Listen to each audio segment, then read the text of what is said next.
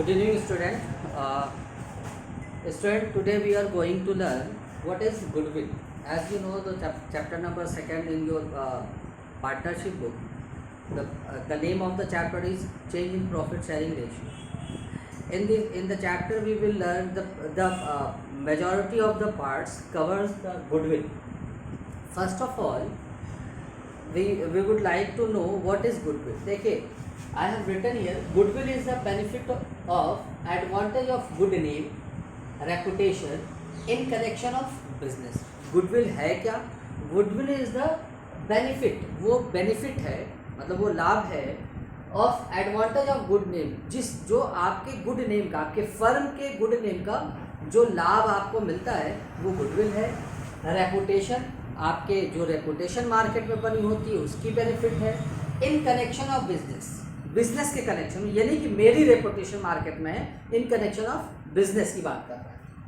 आगे दिया है, it is the magnetic force which brings in customer. ये एक ऐसा मैग्नेटिक फोर्स है, एक ऐसा अट्रैक्टिव फोर्स है जो कि कस्टमर को लेकर के आता है. कहाँ? आपके फर्म में. कहाँ पर? आपके फर्म में. तो जाहिर सी बात है, जब फर्म में कस्टमर आएंगे तो आपकी सेल बढ़ेगी तो प्रॉफिट होगा. ठीक है. अब देखिए, अब ये बात आती है, जब पार्टनरशिप में पढ़ते हैं तो बात ये आती है कि गुडविल एक इनटैंजिबल एसेट्स होता है. इनटैंजिबल मीन्स जिसको देखा नहीं जा सकता, जिसको छुआ नहीं जा सकता. अमूर्त संपत्ति इसको हिंदी में बोलते हैं, अमूर्त संपत्ति. तो कहने का मतलब ये है कि गुडविल एग्जिस्ट तो करती है, उसको देखा नहीं जा सकता, उसको छुआ नहीं जा सकता, लेकिन गुडविल का फर्क भी पड़ता है. अब सवाल ये आती है कि किसी फर्म की गुडविल कितनी है, किसी बिजनेस की गुडविल कितनी है, ये बात कैसे पता चले? तो गुडविल को कैलकुलेट, क्योंकि भाई देखिए मशीन होती है तो फिजिकल हम उसको छू लेते हैं, जानते हैं, उसकी कॉस्ट को डिटरमाइन कर लेते हैं. ठीक है. लेकिन गुडविल को कैलकुलेट कैसे करेंगे कि कितने रुपए की गुडविल है. ठीक है. तो उसके लिए 3 मेथड है, 3 तरीका होता है जिससे कि आप गुडविल को कैलकुलेट करते हैं. पहला है एवरेज प्रॉफिट मेथड, उसी में आता है वेटेड एवरेज प्रॉफिट मेथड. मतलब दोनों एक ही है. एक में वेट को निकालते हैं जैसे प्रोडक्ट मेथड से, और एक में सिंपली जैसे एवरेज निकालते हैं ना. सेकंड है super profit method. Super profit method से भी गुडविल का कैलकुलेशन किया जाता है. थर्ड है कैपिटलाइजेशन मेथड. इन 3 ढंग से हम गुडविल को कैलकुलेट करते हैं. तो सबसे पहले स्टूडेंट, हम आपको बस एक ही चीज़ करना चाहेंगे कि सबसे पहले हम आपको एक एक को डीप में ना बता करके पहले एवरेज प्रॉफिट मेथड से एक इलस्ट्रेशन देते हैं आपको. ठीक है स्टूडेंट, वेट फॉर वाइल. देखिए स्टूडेंट, मैंने एक क्वेश्चन लिखा है, ये डीके गोयल की बुक से क्वेश्चन नंबर 4 है आपके पास. मैंने इजी क्वेश्चन जानबूझ के इसलिए ले लिया कि शायद मतलब थोड़ा सा ठीक ठाक क्वेश्चन लेते हैं, इजी क्वेश्चन तो लग जाएगा. पहले क्वेश्चन है, पहले मैं क्वेश्चन समझा दूँ. X sold his business to Y. X ने अपने पूरे के पूरे एंटायर बिजनेस को वाई को बेच दिया. कितने? Calculate to Y calculate the value of goodwill taking into consideration of the following factors. कुछ फैक्टर्स दिए, उसको ले करके गुडविल को कैलकुलेट करना. Goodwill is valued at 3 years purchase of the average profit for last 4 years. 2009 की 40,000, 2010 की 58,000, 2011 की 53,000, 2012 की 62,000. और कुछ एडिशनल इंफॉर्मेशन भी दी हुई है. देखिए एवरेज प्रॉफिट कैसे निकलता है? एवरेज प्रॉफिट कैसे निकला? सम ऑफ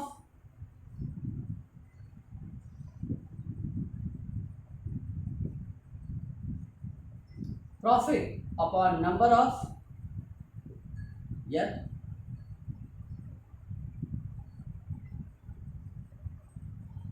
ठीक है भाई, सिंपली सबको जोड़ करके 2009, 2010, 2011, 2012 को जोड़ करके 4 से डिवाइड कर देते हैं. लेकिन कुछ चीज़ें और भी होती हैं जो आपको इस क्वेश्चन में है, इसीलिए ये क्वेश्चन मैंने चूज किया.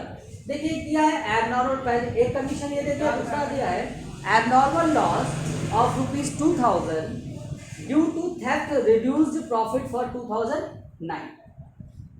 अब कह रहे हैं कि 2009 की जो प्रॉफिट है वो एक एबनॉर्मल लॉस के जरिए जो कि 2000 रुपए की हुई थी, उसकी वजह से 2009 की प्रॉफिट घट गई। अब देखिए क्या करते हैं, देखिए दो तरीके के लॉस, दो तरीके के प्रॉफिट होती है, एक एबनॉर्मल प्रॉफिट, एक एबनॉर्मल लॉस, एक नॉर्मल प्रॉफिट और नॉर्मल लॉस। होता क्या है, एबनॉर्मल लॉस बोलते किसको है, एबनॉर्मल लॉस उसको बोलते हैं जैसे चोरी हो गया, आग लग गई, या फिर कुछ ऐसी चीज़ें जिससे एबनॉर्मल लॉस मतलब चोरी हो गया, आग लगी, या कुछ ऐसी चीज़ें जो जनरली नहीं होती, जो एक्सपेंसेस की कंडीशन में नहीं आती, लेकिन ड्यू टू स्पेशल सर्कमस्टांसेस कुछ वो स्पेशल खर्च दिखने लगती है उसकी, जिसकी वजह से उस साल की प्रॉफिट कम हो जाती है। लेकिन जब गुडविल को कैलकुलेट करते हैं तो उस तरीके के एबनॉर्मल लॉस को उस प्रॉफिट में जोड़ देते हैं, और जस्ट कंट्रेरी अगर कोई एबनॉर्मल गेन हुआ है तो उसको भी घटा देते हैं। फॉर्मूले के तरीके से अगर याद रखेंगे तो आप ऐसे याद रखिए कि उस ईयर की प्रॉफिट में अगर एबनॉर्मल लॉस हुआ है तो जोड़ देते हैं, और एबनॉर्मल प्रॉफिट हुई है तो घटा देते हैं, ठीक है। लेकिन इसकी वजह क्या है, क्योंकि हम किसी जब एवरेज प्रॉफिट निकालते हैं तो हम बिजनेस का निकालते हैं। अब किसी पर्टिकुलर ईयर में भाई हम बिजनेस कर रहे हैं, अगर हमारे यहाँ आग लग गई उसकी वजह से 1,00,000-2,00,000 रुपए का अगर हमको नुकसान हो गया, तो इस पर्टिकुलर ईयर का तो हमारे पास ऐसा लगेगा कि 1,00,000 रुपए हमारे पास कम हो गए, लेकिन जनरली तो ऐसा नहीं होता ना। इसी वजह से इस तरीके की मतलब एबनॉर्मल लॉस होता है तो ऐड कर देंगे, और गेन है तो डिडक्ट कर देंगे। तो प्रॉफिट फॉर 2019 कितना हो जाएगा, 2019 का प्रॉफिट हो जाएगा 9 का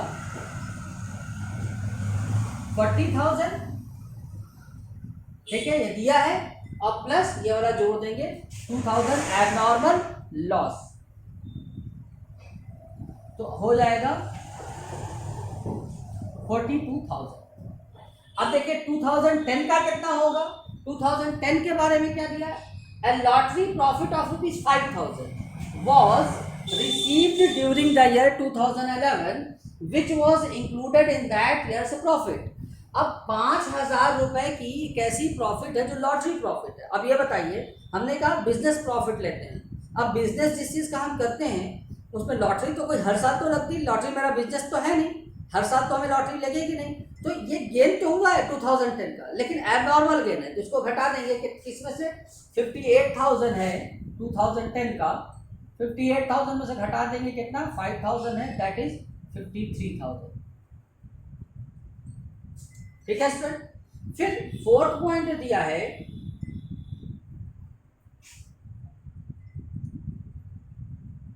का 2010 का हो गया। फोर्थ पॉइंट क्या है, प्रॉफिट ऑफ द ईयर 2012, 2009 का ये है कि 10 का है, एक मिनट स्टूडेंट, लगता है कुछ मिसिंग है, सॉरी स्टूडेंट, एक गलती हो गई थी छोटी सी, I am sorry for that, ओहो गॉड,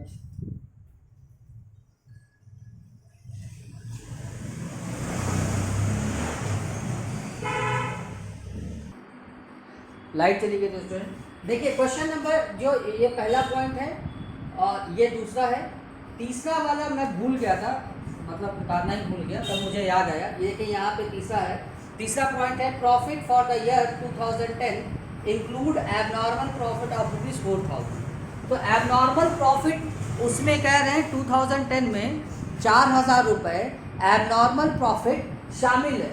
तो अब क्या करेंगे, एबनॉर्मल प्रॉफिट को हमने बताया कि घटा देते हैं, तो एबनॉर्मल प्रॉफिट को 4,000 रुपये घटा देंगे तो कितना आ जाएगा, 54,000। अब 2011 का देखते हैं, 2011 में कितना है, 53,000, सॉरी 53,000। अब फोर्थ वाला पॉइंट देखिए, a lottery profit of ₹5,000 was received during the year 2011 which was included in that year's profit। 5,000 रुपये की लॉटरी से प्रॉफिट हुई जिसको कि 2011 के प्रॉफिट में शामिल कर लिया गया। तो लॉटरी से प्रॉफिट हमारा बिजनेस नहीं है, इसको क्या करेंगे, डिडक्ट कर देंगे, एबनॉर्मल प्रॉफिट जाएगा, तो 5,000 डिडक्ट करेंगे तो that will be 48,000। Got it student.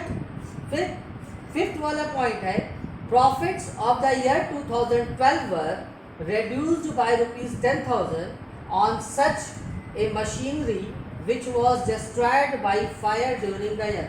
अब कह रहे हैं कि 2012 की प्रॉफिट कम कर दिया गया था कितने रुपए से? 2012 की प्रॉफिट है 62,000, कितने रुपए से कम कर दिया गया था? 10,000 रुपए से on such A machinery which was destroyed by fire during the year, जो कि डिस्ट्रॉयड हो गई थी आग लगने की वजह से। तो देखिए आग लगने की वजह से 10,000 रुपये का नुकसान हुआ वो तो है, लेकिन हम एवरेज प्रॉफिट निकालते वक्त कोई हर साल तो आग लगती नहीं है, तो ये एबनॉर्मल लॉस है। एबनॉर्मल लॉस को ऐड कर देते हैं तो हो जाएगा 10,000 ऐड कर देंगे तो हो जाएगा 72,000। अब सबको ऐड करेंगे स्टूडेंट, 2 4 6 8 14 और 2 16 को 6 1 कैरी 1 4 5 5 10 4 14 और 7 21 2,16,000। ठीक है स्टूडेंट। अब नंबर ऑफ ईयर क्या है? 2,16,000। एवरेज प्रॉफिट क्या आएगा? हमने बताया था sum of profit is equal to number of year. तो sum of profit 2,16,000 divided by 4, 4 5 are 20, 1 बचा 16, 4 4 are 16। ठीक है। एवरेज प्रॉफिट क्या आ गया? 54,000। क्वेश्चन में क्या दिया है कि goodwill is valued at 3 years purchase of average profit. ये A.P मतलब एवरेज प्रॉफिट है, आप क्वेश्चन देख भी सकते हैं। तो एवरेज प्रॉफिट 54,000 आया और 3 year का परचेज मतलब 54,000 is multiplied by 3 is equal to 3 4 are 12 पर 2 1 कैरी 3 5 are 15 और 1 16, 1,62,000। ठीक है स्टूडेंट, आशा करते हैं आपको समझ में आया होगा। बीच में बहुत सारी डिस्टर्बेंस भी थी, लाइट भी चली गई। ओके।